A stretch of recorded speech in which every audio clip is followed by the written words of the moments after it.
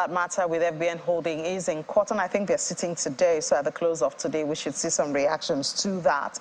Now let's talk about another very important and I know biting issue in the country, the price of petrol and what's going on in the oil and gas sector. Yesterday, we did see Mr. Ajuri Ngelale, the special advisor to the president, announcing that the president says there will be no hike. In fact, it's all over the papers. I'm sure you have not missed it. But this is happening in a deregulated market. How do you balance this? And also, what work, when you look at this, is awaiting the Minister of Petroleum, who should be there?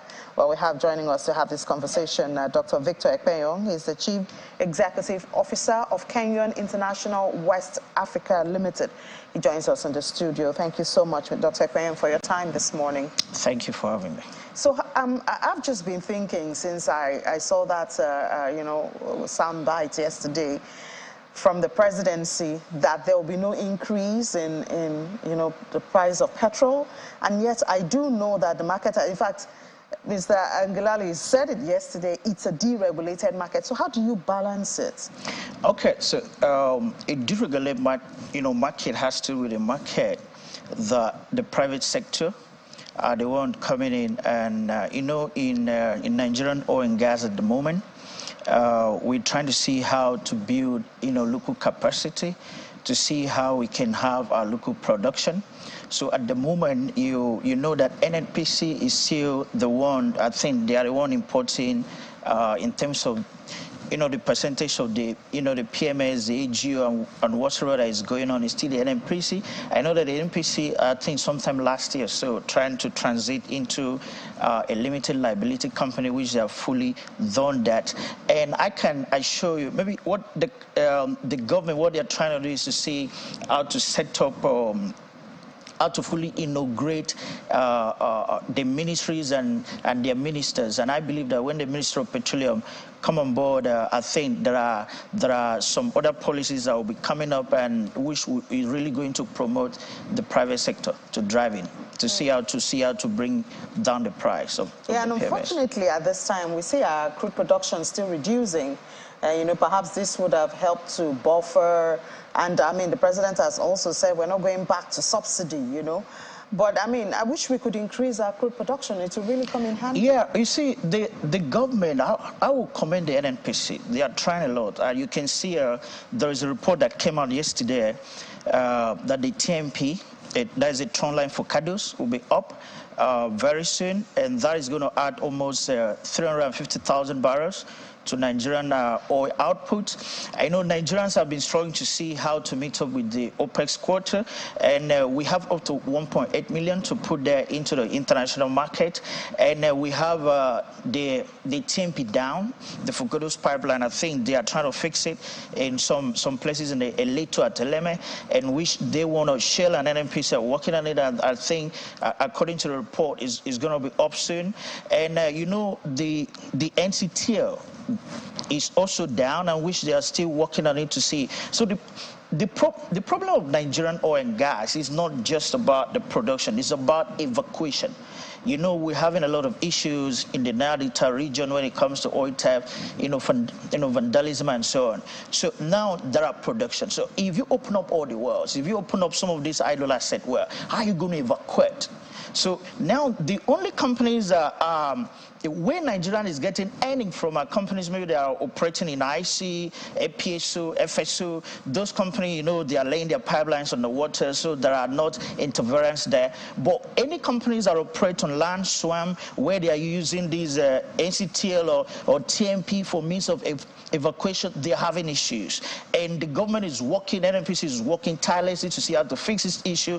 And I can assure you, based on the report I read, from next month, I think Nigeria should be gearing towards 1.8 million barrels. That's, I don't understand. We can barely make 1 million now, and you're looking at 1.8 million next month. You must know some things there from the background. No, based on a report that I read yesterday, I think is there in the papers that the TMP will be back. TMP has a capacity to do 400,000 barrels per day.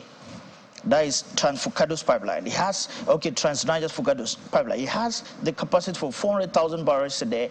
And most of these, you know, we have a lot of idle assets that are not being in production because of these pipelines that are no means of evacuation. Some companies were even thinking about barging. Okay, how am I going to evacuate? I'm going to evacuate by bringing in barge. When I produce into a barge and transport into a motor vessels and so move. So these are what is, you know, hindering Nigerian oil production. And I am very, very confident that based on what I read yesterday, based on the work NNPC is doing, the you know, Nigerian production from next one is going to be very appreciated. I will call you, Dr. Ekpenyong. I will call you. It's not a problem. Next month. It's just about 2 or 3 weeks away. Okay. Okay.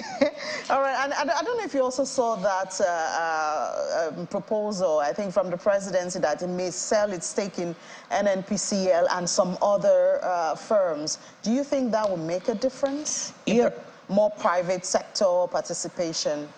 Yeah, because we have a lot of idle assets. I can tell you this. There are some assets that has issue with communities. There are some assets that, have been idle. The best group or the best person to take care of, because you're talking of insecurity now as a major challenge, is the government. Do you think the private sector can do a better job at dealing with insecurity around the oil and gas assets than the government? It's all about partnership. So if the government sit down and look at, okay, if we take this, what are the pros and cons? If we let this go, what are the pros and cons? I believe they have experts and they have people that are advising them. So what I can tell is that what the government should focus now on, which I believe maybe with the next Minister of Petroleum, the area we will be focusing on, is to see how to resolve some of these issues that surround some of these idle assets.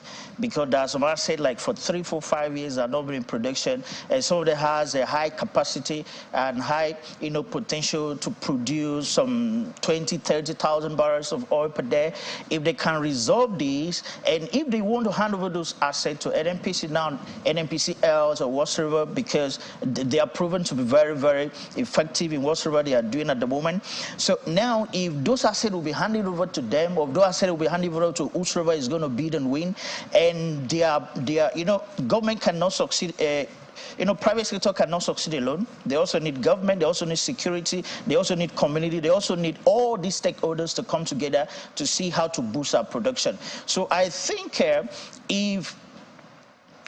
when the government fully settle down, and maybe the Minister of Petroleum is appointed, they will know the best route to go to boost production. So before we talk about that Minister of Petroleum, because we know in the last, I think, 3 administration, the president had retained the position of the minister. But the president promised us that the Port Harcourt refinery will be working by December. Do you see that happening?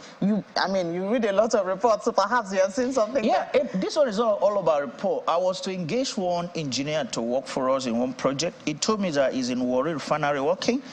He's in Port Harcourt refinery working. I had to wait for him for like a week for him to come out of there. I was just asking him, what is going on there? He's not in the news. He said, massive work is going on in Warri refinery. The work in Port Harcourt has been going on for over a year now. You know, now that the market is fully, you know, deregulated, I think maybe there is serious need to see how to boost local production, because you can see what is going on all over the world. You can see the war in Russia, how it's affecting other economies. And I'm seeing an opportunity gap here in terms of Nigeria, because if Nigeria is able to meet their local, you know, consumption, and not just meeting their local consumption, you see the likes of all the West African countries, the likes of the East African countries, all these countries still import petroleum. So imagine when you have a capacity to produce, to satisfy your local, consumption and also export to all these countries, it's really going to boost the economy. So I think maybe they have a plan to see how to boost local production, and not just that, I'm hearing is what one of the engineers I wanted to hire told me. Is they're doing flange, facing and some of those stuff that is going on in the refinery. So you think it will start working by December? Based on what we're seeing and what we're hearing. So who do you think is best to handle all of this? Deal with the subsidy issue, petrol prices, boosting local production, getting the refineries to work. Do you think the president will retain that Minister of Petroleum again, or what do you see? To be very honest, we have a president now in the country, and they have advisors, and I believe that his advisors might have presented the best option for him. Do you want to retain the position? Do you want to give it out? I think the advisors are doing a good job. And maybe, I'm thinking that maybe this regional tension that is going on in ECOWAS might have distracted, the presidency in one way or the other. By now, we're supposed to have been hearing ministers, portfolios, and some of those stuff. And some of them have been screened. You now discover that ECOWAS tension here and there, Nigeria, and whatsoever that is going on. I think, it's my opinion, maybe one of the things that is delaying most of this appointment. And whosoever is going to appoint is going to be someone that they know is going to perform. All right, but at least the president will remember that charity begins at home. We need attention first. Thank you so much, Dr. Ekpenyong, Dr. Victor Ekpenyong, the Chief Executive Officer of Kenyon International West Africa Limited. Thank you for having me. All right, it's going to be AFEX time after the break. But first, we'll tell you what MTN Foundation is doing in partnership with the Enterprise Development Center, and then we'll head to AFEX.